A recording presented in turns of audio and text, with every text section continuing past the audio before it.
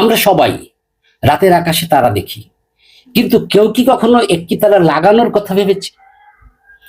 যদি বলি এক ছোট্ট মেয়ের বিশ্বাসে আকাশে একটি নতুন তারা জন্ম হয়েছিল। হ্যাঁ, ইরা নামের এক ছোট্ট মেয়ে আকাশের তারা খুব ভালোবাসত।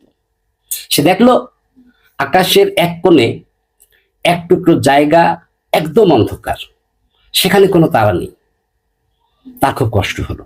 সে ভাবলো জায়গাটা নিশ্চয়ই খুব একা। তাই সে সিদ্ধান্ত নিল সেখানে একটি তারা লাগাবে। সে বাগান থেকে সবচেয়ে চকচকে মসৃণ একটি নুড়ি পাথর তুলে এনে টবে লাগালো। সে তার তারা বীজ অর্থাৎ নুড়ি পাথরকে প্রতিদিন শিশির দিয়ে জল দিত, চাঁদের আলোয় রাখতো। তার বন্ধুরা তাকে এসব নিয়ে হাসাহাসি করত, কিন্তু ইরা তার বিশ্বাসে অটল।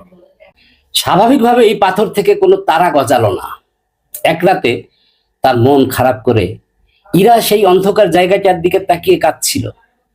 সেই গ্রামে একজন বৃদ্ধ জ্যোতির্বিজ্ঞানী থাকতেন। তিনি দূর থেকে প্রতিদিন মেয়েটির এই অদ্ভুত কাণ্ড দেখতেন।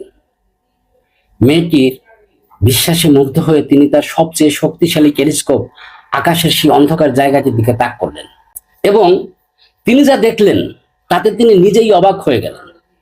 সেই অন্ধকার জায়গাটিতে আসলে জন্ম নিচ্ছিল হাজারো নতুন নক্ষত্র, যারা এতদিন অনাবিষ্কৃতই ছিল। তিনি সেই নব আবিষ্কৃত নক্ষত্রপুঞ্জের নাম রাখলেন ওই মেয়েটির নামে, ইরা।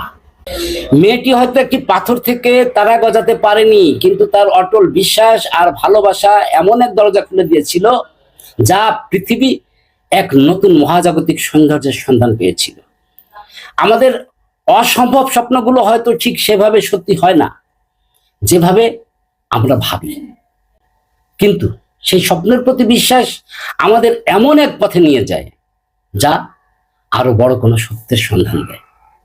হ্যাঁ, এই জন্যে তোমার স্বপ্নের প্রতি বিশ্বাস রাখো, তুমি নতুনের সন্ধান পাবে।